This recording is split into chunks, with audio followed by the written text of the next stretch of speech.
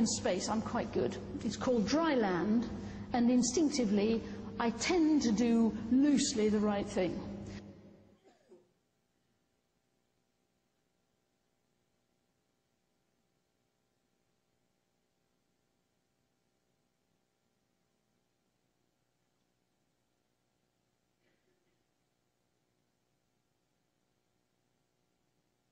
When I get out to sea, I never do this on purpose, but almost inevitably I make a mistake. The kids would tell you that story and many others of disasters on boats that involved their mother.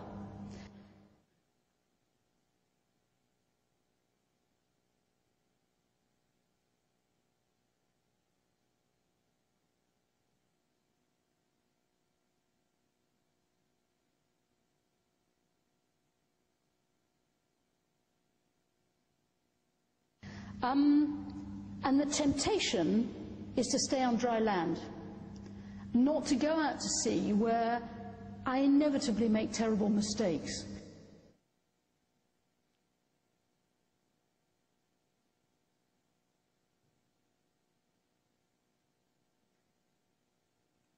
But somehow I think you have to force yourself to move outside the space and the land that is familiar.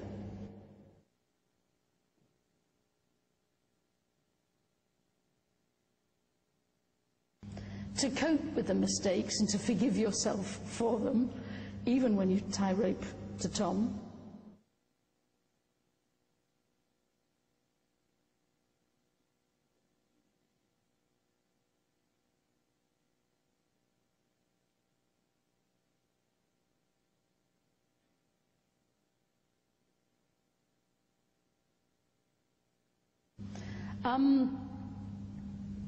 And to remember also that sometimes the option of just staying on dry land isn't there, that actually the world will come in your direction. It does require you to move outside your own bubble occasionally, and so you better get on and get used to it.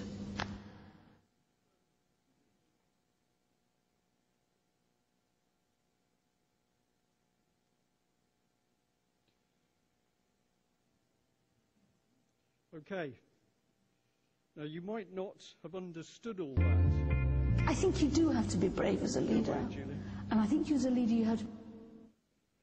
You might not have understood all of the things in that video, but you'll get the opportunity to see it again, and you can go through it slowly. I did not do the analysis. That was done for me by a neuro-linguistic master practitioner who contacted me because he's been following the work we've been doing on exposing common purpose, and he said he is desperately worried about people being trained in neuro-linguistics. It is mind control. Absolutely. And what we know for certain, because even the practitioners, if they're proper practitioners, admit it, if you go and accept hypnosis to say give up smoking, there is about a 1% chance that you can have an adverse effect. That might be very minor, or it could be a long-term depression.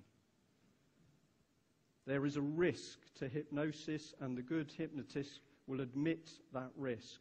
But their skill is, if somebody shows an adverse reaction, they get a chance to try and bring them out of it properly. Neuro-linguistic programming is hypnosis, but Mr. Grinder, did psychology, also worked for American Special Forces. Nice man. They were looking at how to implement the hypnosis without you realizing what was being done. And with neuro-linguistics, you are talking about a 2% chance that if it's done to you, one, you don't know it's done to you, but you can have an adverse mental effect. Are we noticing children committing suicide? Now, it's not just Common Purpose doing this, it's other organizations doing it, but these techniques, creative visualization, neuro-linguistic programming, creative theory, sensitivity training, diversity training, empowerment skills, are increasingly using this neuro-linguistic programming. What is significant about Common Purpose, and I have to qualify this here, of course, I can't say that's what she's doing. What I've presented to you is an analysis, an independent analysis by a fully qualified NLP person to say what she's doing. I just have to do that because that's what I need to do. But the man says what he's watching is NLP. And what Julia Middleton and her organisation are doing with help from public money, and originally the Office of the Deputy Prime Minister, is going through the third sector and the public sector, recruiting people and putting them on courses. And I know there's a gentleman in the audience who has a friend who recently did the course.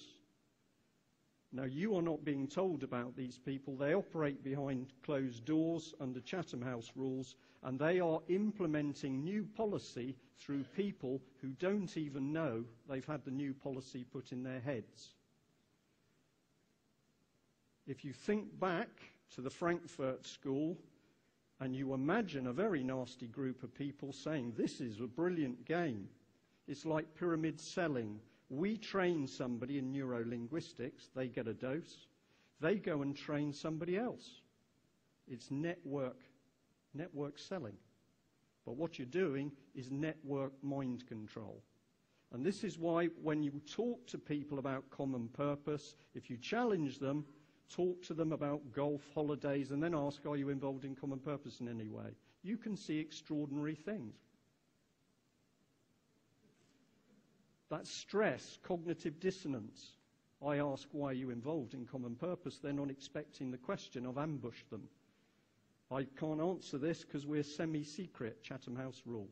Do I answer? Don't I answer? Stress, and you get a physical effect.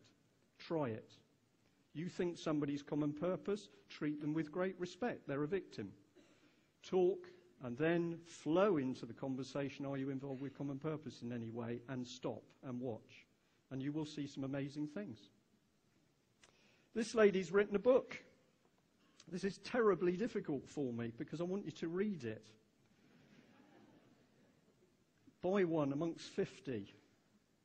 When you read this book, she talks about incredible things. She talks about fifth column, how we got things done by fifth columns inside the House of Lords. She talks about steamrolling over people. People who are in the way with common purpose policy have got to be undermined. They've got to be ridiculed. They've got to be pushed to one side. They are creating a new society. And you don't have to believe me because you can read this book. She thinks bankers are wonderful, all the big bankers. She was recommending Lehman Brothers as the leaders to teach school children about leadership. Good old Lehman Brothers.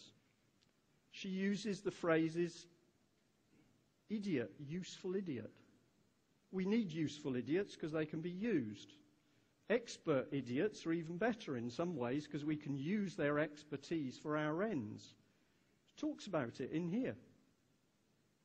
It gives you the best insight into this lady's mind you could possibly hope, and it's not very nice. She doesn't like the British. She says when we go on holiday, we take all our tin food with us. Nice. I spent 2 years living in Holland, and I know when the Dutch go camping, not only do they take their own food, they take their own potted plants. This is true, and they put them round the tent. Okay? So this lady pops out of nowhere. She gets £500,000, and in 20 years, she's got a network of 25,000 people pushing a new social agenda and political agenda through people who don't even know they've been got. It's dangerous. Who is behind them? Where does the money come from? We know they're connected in with Demos because Julia Middleton was connected with Demos. And we know that Jeff Morgan, the man who created Demos, was the man who actually wrote the book saying we should remake charity, the hidden hand. So all you've got to do you remember the change agents that I had down the left-hand side in one of the earlier slides? Who are the Roundtree Trust? Who is the Young Foundation? Who's Demos? Who's the Work Foundation? Who are the Fabians? These people are in the shadows. It's like the stone. Lift the stone, you see them all. And then you say who funds them. And if you want fun, phone them up and very politely say, do you mind telling me who funds you? Oh, I'm not sure I can tell you that. I'll have to pass you on to so-and-so. Why do you want to know? Who are you? What's